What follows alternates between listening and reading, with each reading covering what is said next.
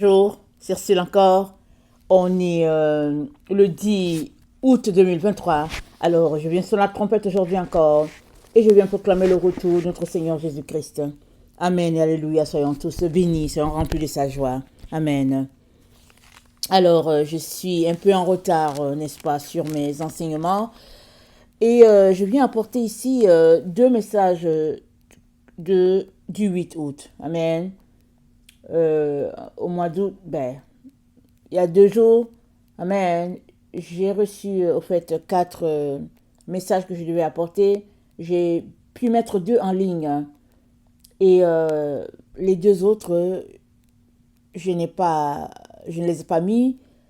Et puis hier, après évaluation, j'ai d'abord apporté les messages du 7, amen, parce que je suis un peu en retard. Que le Seigneur me pardonne et puis vraiment que je puisse réussir à m'ajuster, n'est-ce pas, par rapport à tout cela. Mais toujours est-il que j'aurais dû commencer par cela. Amen. J'aurais dû, le 8 août, j'aurais dû commencer par ces messages-ci. Et puis bon, voilà, c'est que le Seigneur m'aide à m'ajuster. Donc voilà. Alors, j'apporte 2 chiffres que le Seigneur m'a donnés le 8 août. Amen. Alors, à 5h16, il m'a donné le 37-15. Amen, le 37-15. Et c'est dit un désir ardent. Amen. Ça dit le cœur est pris par un désir ardent. Et dans le 37-15, cette passion, les 2 volets se retrouvent dans le 37-15. Ça dit, tu peux avoir un désir ardent pour les choses de Dieu, mais aussi un désir ardent pour les choses du monde. Amen. Ça, c'est dans le 37-15. On ne le distingue pas. Ça se distingue par la décision que tu vas prendre. Quand le Seigneur te donne le 37-15, ça se distingue par la décision que tu vas prendre. Et nous avons dans Colossiens, amen, dans Colossiens, nous avons notre Seigneur qui nous parle par la bouche de son serviteur. Dans Colossiens 3, amen, le verset 5, le serviteur de Dieu nous dit, faites donc mourir les membres qui sont sur la terre. L'impudicité, l'impureté, les passions, les mauvais désirs, la cupidité, qui est une idolâtrie. C'est à cause de ces choses que la colère de Dieu vient sur les fils de la rébellion, parmi lesquels vous marchiez autrefois, lorsque vous viviez dans ces péchés. Mais maintenant, renoncez à toutes ces choses. La colère, l'animosité, la méchanceté, la calomnie, les paroles déshonnêtes qui pourraient sortir de votre bouche. Amen. Parce que c'est par la bouche qu'on ouvre la porte. Amen. Verbe 18, le verset 21. La mort et la vie sont au pouvoir de la langue. Quiconque l'aime en mangera les fruits. Amen. La mort et la vie sont au pouvoir de la langue. Et au verset 20, c'est du fruit de sa bouche que l'homme rassasie son corps. C'est du produit de ses lèvres qu'il se rassasie. Donc ta bouche est un instrument très puissant qui peut te bâtir ou te démolir complètement. Donc avant d'ouvrir la bouche pour dire quoi que ce soit, il est important de réfléchir plusieurs fois. Alors, ce n'est pas juste pour une catégorie de personnes. Je vous parle, j'enseigne, mais tous les jours, je fais des efforts pour ne pas me laisser aller avec la bouche. Alors, on a des enfants et tout, on peut facilement se glisser dans certaines choses. Mais on doit éduquer nos lèvres à ce que la bouche dise juste ce qui est nécessaire et important, et que la bouche dise ce que Dieu aimerait entendre. Amen. Et puis c'est tout. Et il dit, au verset 8, on retourne dans 2 Colossiens, excusez-moi, on retourne dans Colossiens 3, il dit, mais maintenant, renoncez à toutes ces choses. À la colère, l'animosité, la méchanceté et les paroles déshonnêtes qui pourraient sortir de votre bouche. La bouche est un élément très important, c'est si petit. Et Jacques dit que la langue, elle est toute petite, mais que, en tout cas, elle peut causer des dégâts terribles. Et nous savons combien c'est vrai. Nous savons combien c'est vrai. Alors nous devons faire attention. Donc, le 37-15, reçu le 8 août, amen, il renvoie aux passions, aux désirs vraiment incontrôlés, débordés, qu'on peut avoir vis-à-vis des choses du monde, mais aussi vis-à-vis de Dieu. Amen. On peut être enflammé de Dieu. Et c'est ça qu'il aimerait. Il aimerait qu'on soit toujours enflammé de lui. Comme un feu qui est là, qui brûle constamment en nous. Et puis voilà, c'est ça qu'il veut. Et puis c'est dit, soyez fervents d'esprit. Ça c'est dans Romains. Je pense que c'est dans Romains 13. Dans Romains 13, on y va rapidement.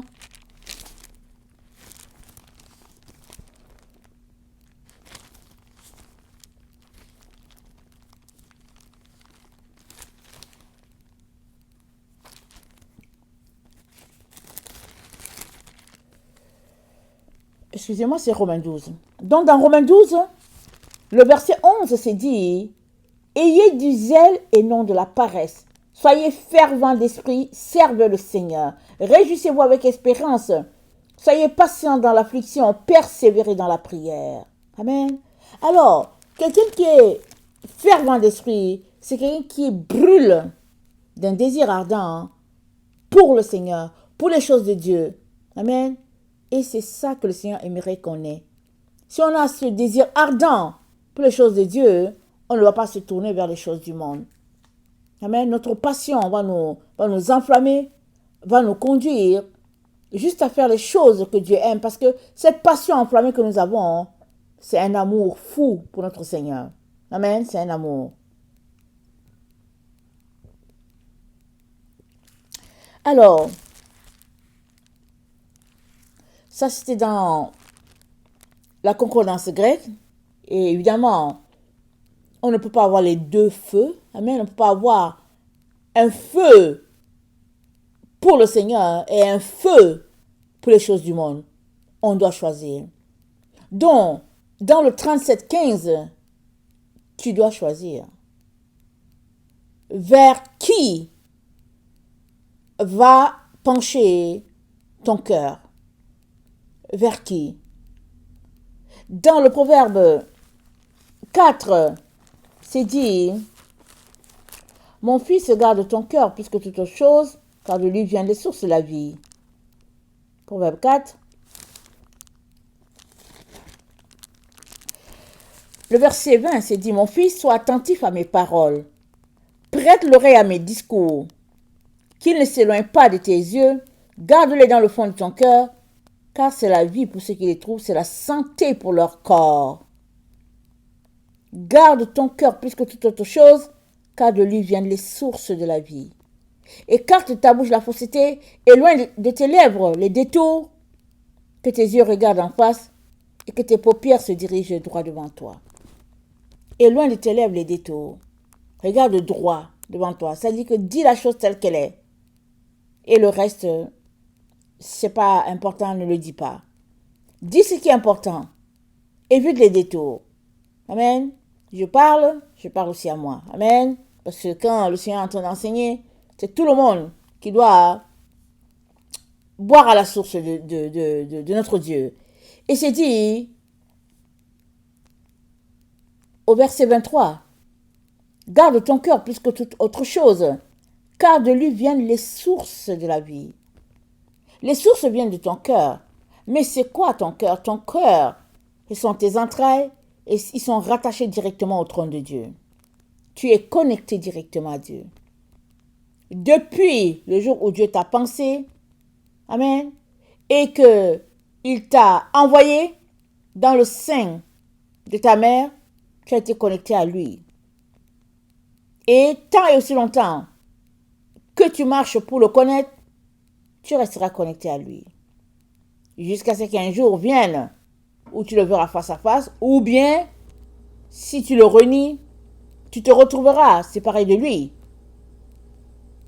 Et il est donc important que nous fassions tout pour que nos sources soient des sources pures, soient des sources conformes à ce que Dieu attend, parce que ce qui vient de l'intérieur, c'est ça qui souille l'homme. Alors, la parole de Dieu est ce qui va nous donner d'avoir en nous, à l'intérieur de nous, une source pure. Pourquoi? Parce que nous consommons la parole pure. Amen. Donc, nous devons choisir. 37,15, quel type de passion aimerais-tu?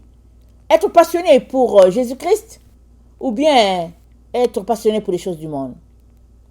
Si tu prends la voie du monde, tu seras séparé de Dieu.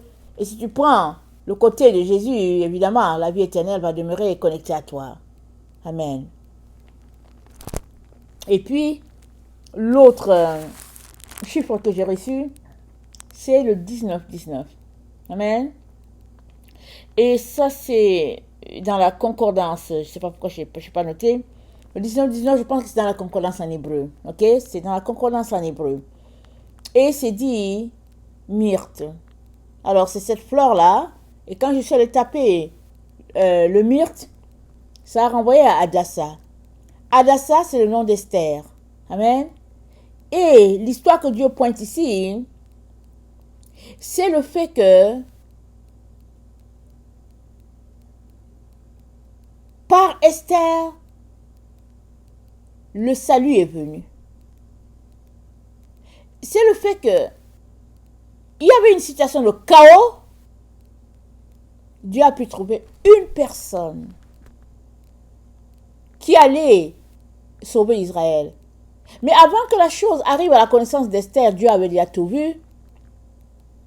Il avait déjà tout orchestré. Il a envoyé la confusion dans le palais royal. Vasti a refusé de faire ce que son mari lui disait. De fil en aiguille, les choses se sont emboîtées l'un dans l'autre, pour finir à ce que Esther soit choisie en remplacement de Vasti et qu'à la fin, elle soit celle-là qui a traversé la cour royale sans la permission du roi. Elle était prête à mourir pour son peuple. Si le roi ne lui tendait pas la perche, elle mourrait. Mais quand le roi l'a vue, il fut encore épris de beauté pour elle. Parce que vous savez, c'était un roi païen. Et Esther a dit que ça faisait longtemps qu'il ne l'avait pas appelé. Alors ça veut dire qu'il était ailleurs encore dans ses passions. Et ce jour-là, elle a jeûné pendant 3 jours. Et elle s'est pointée. Elle a jeûné. Elle a demandé à ses servantes de jeûner. Tout le monde a jeûné. Et elle a dit, si je dois mourir, je mourrai. Pourquoi?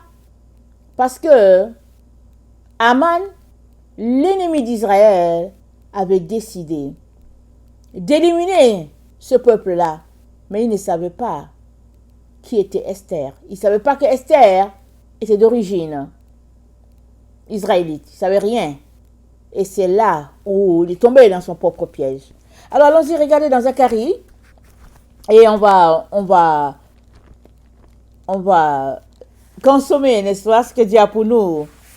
Alors, Donc, le 19 a pointé à Myrte. Alors, ça nous a envoyé dans Zacharie 1, le verset 8. Je regardais pendant la nuit et voici, un homme était monté sur un cheval roux et se tenait parmi les myrtes dans un lieu ombragé.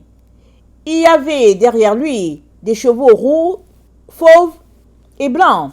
Je dis qui sont ces chevaux, mon Seigneur, et l'ange qui parlait avec moi me dit, je te ferai voir qui sont ces chevaux. Alors l'homme qui se tenait parmi les myrtes prit la parole et dit, ce sont ceux que l'Éternel a envoyés pour parcourir la terre. Et ils s'adressèrent à l'ange de l'Éternel qui se tenait parmi les myrtes et ils lui dirent, nous avons parcouru la terre et voici toute la terre est en repos et tranquille, en repos et puis tranquille. Alors l'ange de l'Éternel prit la parole et dit, Éternel des armées, jusqu'au quand n'auras-tu pas compassion de Jérusalem et des villes de Juda contre lesquelles tu es irrité depuis 70 ans? L'Éternel répondit par les bonnes paroles, par les paroles de consolation à l'ange qui parlait avec moi. Et l'ange qui parlait avec moi me dit, crie et dis, ainsi parle l'Éternel des armées, je suis ému d'une grande jalousie pour Jérusalem et pour Sion. Et je suis saisi d'une grande irritation contre les nations orgueilleuses, car je n'étais pas peu irrité, mais elles ont contribué au mal. C'est pourquoi, ainsi parle l'Éternel, je reviens à Jérusalem avec compassion, ma maison y sera rebâtie et le cordeau sera étendu sur Jérusalem. Crie de nouveau et dis, ainsi parle l'Éternel des armées, mes villes auront encore des biens en abondance. L'Éternel consolera encore Sion, il choisira encore Jérusalem. Je levai les yeux et je regardais, et voici, il y avait 4 cornes. Et je dis à l'ange qui parlait avec moi, qu'est-ce que ces cornes?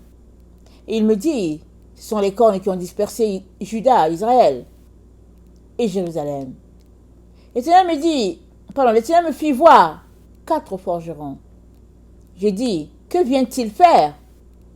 Et il me dit, ce sont les cornes qui ont dispersé Juda, tellement que nul ne lève la tête.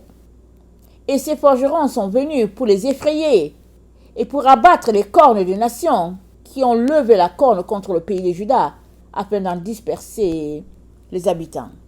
Amen. Donc, tout était calme dans le pays. Amen. Tout était calme.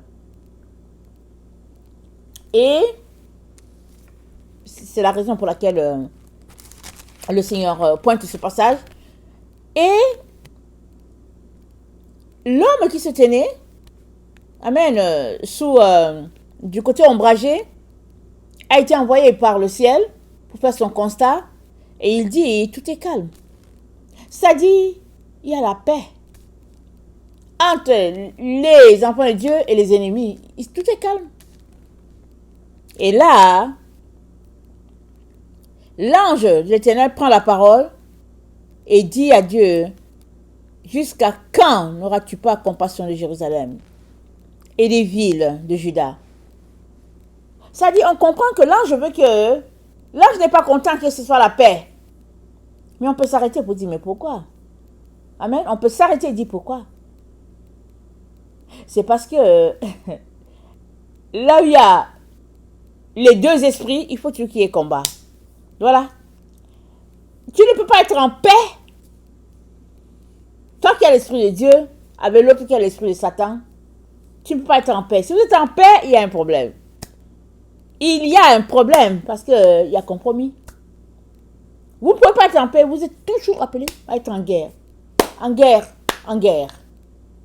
Et Dieu nous donne ça. Je vous encourage à aller lire Esther.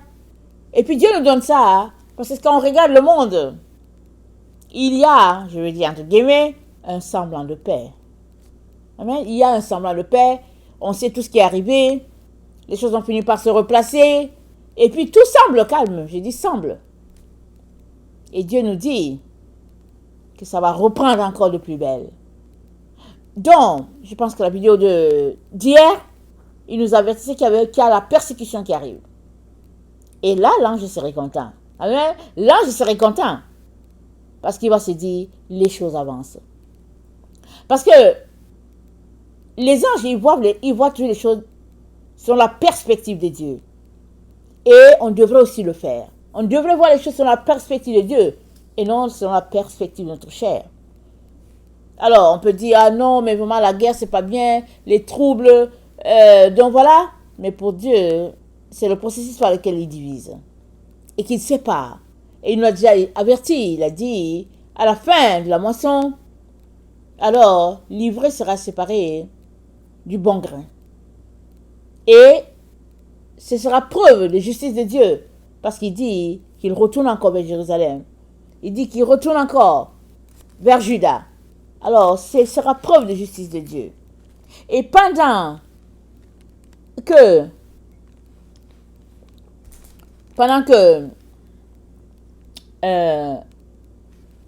Dieu s'apprête à envoyer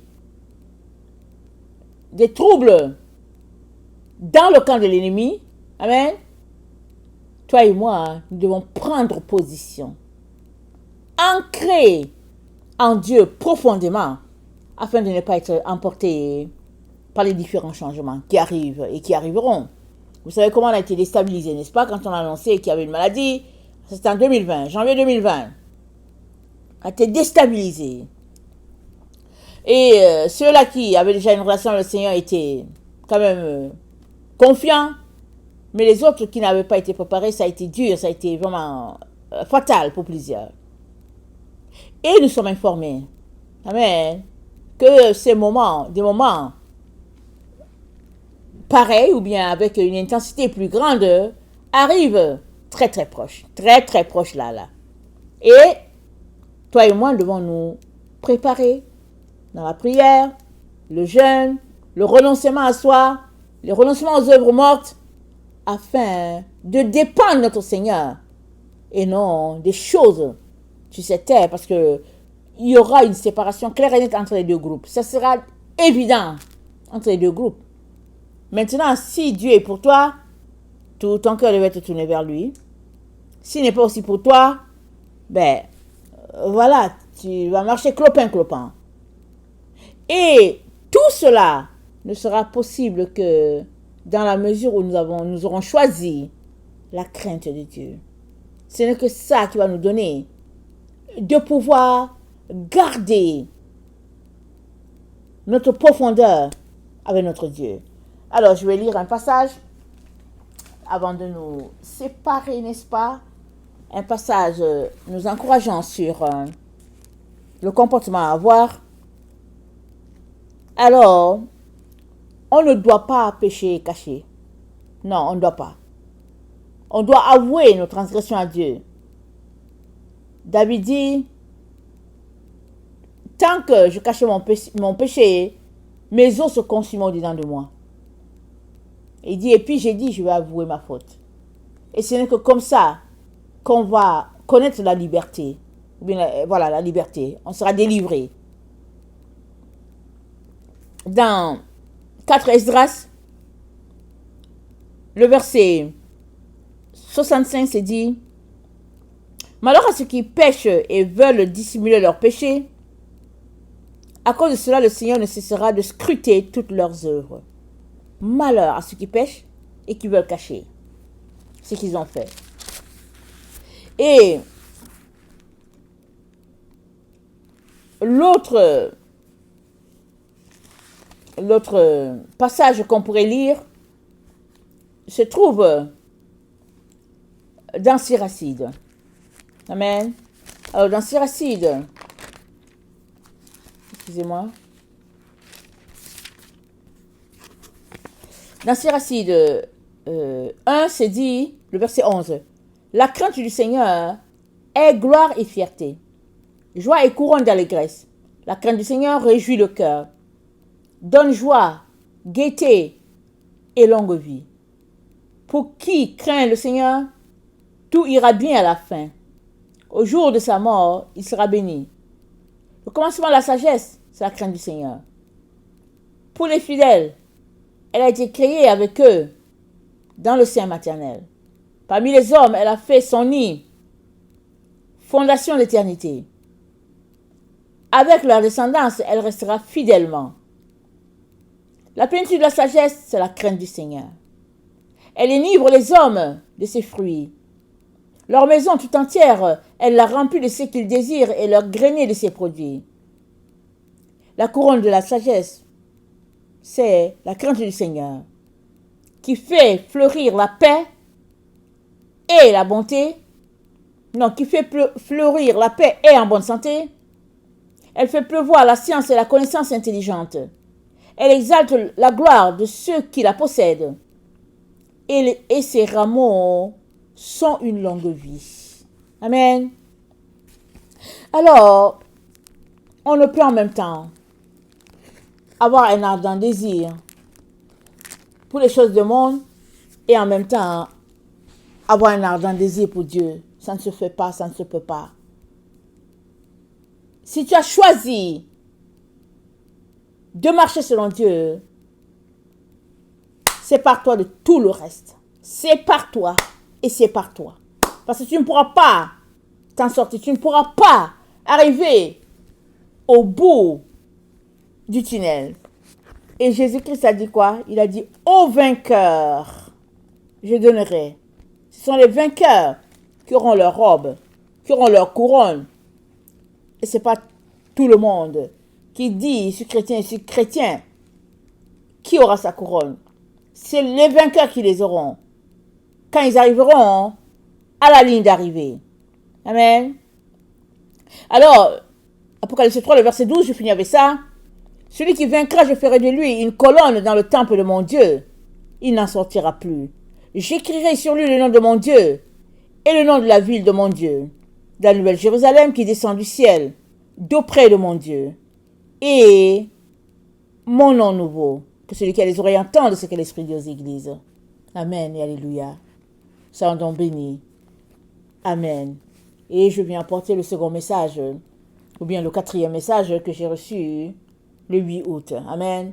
Alors, c'est important de regarder cela. Amen. Maranatha, Jésus revient. Amen.